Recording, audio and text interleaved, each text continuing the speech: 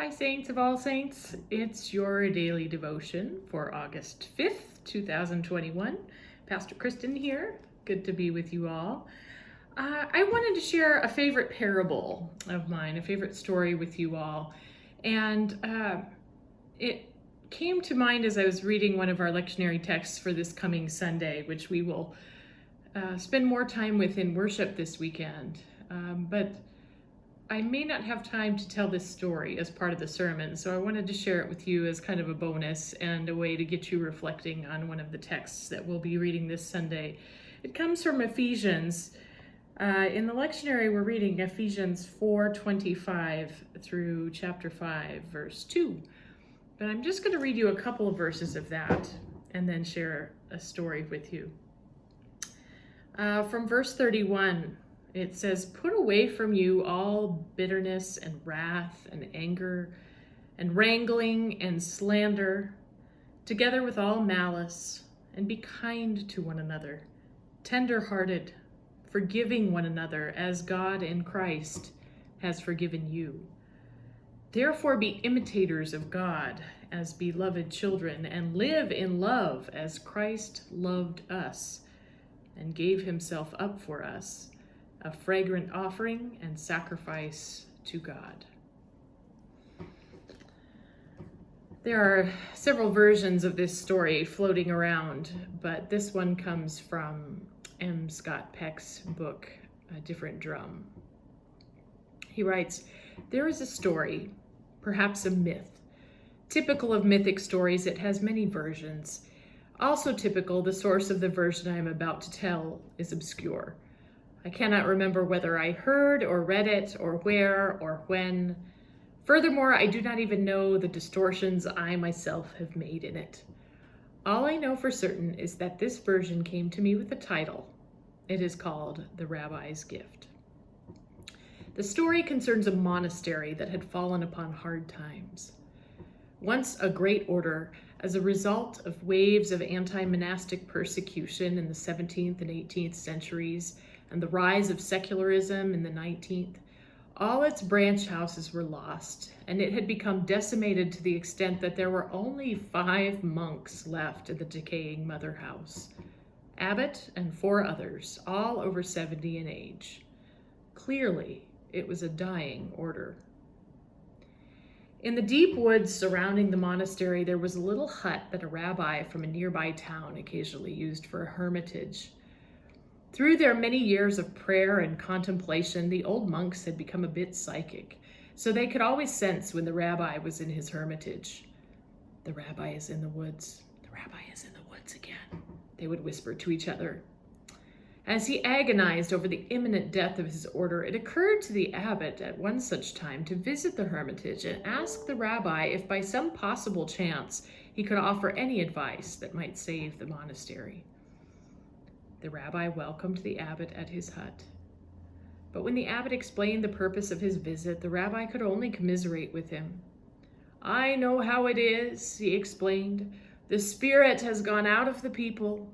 It is the same in my town. Almost no one comes to the synagogue anymore." So the old abbot and the old rabbi wept together. Then they read parts of the Torah and quietly spoke of deep things. The time came when the abbot had to leave. They embraced each other. "It has been a wonderful thing that we should meet after all these years," the abbot said, "but I have still failed in my purpose for coming here. Is there nothing you can tell me, no piece of advice you can give me that would help me save my dying order?" "No, I am sorry," the rabbi responded. "I have no advice to give. The only thing I can tell you is that the Messiah is one of you."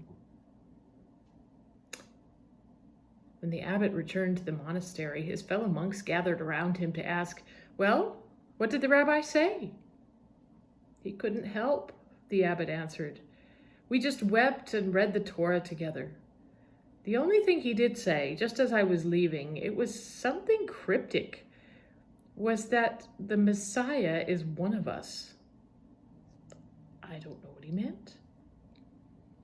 In the days and weeks and months that followed, the old monks pondered this and wondered whether there was any possible significance to the rabbi's words. The Messiah is one of us? Could he possibly have meant one of us monks here at the monastery? If that's the case, which one? Do you suppose he meant the abbot? Yes, if he meant anyone, he probably meant Father Abbot. He has been our leader for more than a generation. On the other hand, he might have meant Brother Thomas. Certainly Brother Thomas is a holy man. Everyone knows that Thomas is a man of light. Certainly he could not have meant Brother Eldred. Eldred gets crotchety at times. But come to think of it, even though he is a thorn in people's sides, when you look back on it, Eldred is virtually always right. Often very right. Maybe the rabbi did mean Brother Eldred, but surely not Brother Philip. Philip is passive, a real nobody. But then, almost mysteriously, he has a gift for somehow always being there when you need him. He just magically appears by your side. Maybe Philip is the Messiah. Of course, the rabbi didn't mean me. He couldn't possibly have meant me. I'm just an ordinary person. Yet, supposing he did? Suppose I am the Messiah. Oh God, not me. I couldn't be that much for you, could I? As they contemplated in this manner, the old monks began to treat each other with extraordinary respect on the off chance that one among them might be the Messiah. And on the off chance that each monk himself might be the Messiah, they began to treat themselves with extraordinary respect. Because the forest in which it was situated was beautiful, it so happened that people still occasionally came to visit the monastery, to picnic on its tiny lawn, to wander along some of its paths, even now and then to go to the dilapidated chapel to meditate. As they did so, without even being conscious of it, they sensed this aura of extraordinary respect that now began to surround the 5 old monks and seemed to radiate out from them and permeate the atmosphere of the place. There was something strangely attractive, even compelling about it. Hardly knowing why, they began to come back to the monastery more frequently, to picnic, to play, to pray. They began to bring their friends and show them this special place. And their friends brought their friends. Then it happened that some of the younger men who came to visit the monastery and started to talk more and more with the old monks, after a while one of them asked if he could join them. Then another, and another.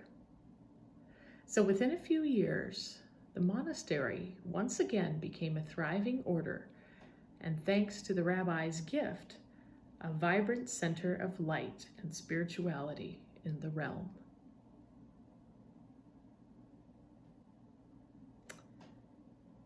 Imagine what happens in a community that dedicates itself to being imitators of Christ and serving Christ in one another. Be blessed, my friends. I'll look forward to exploring this text with you more on Sunday. Take care.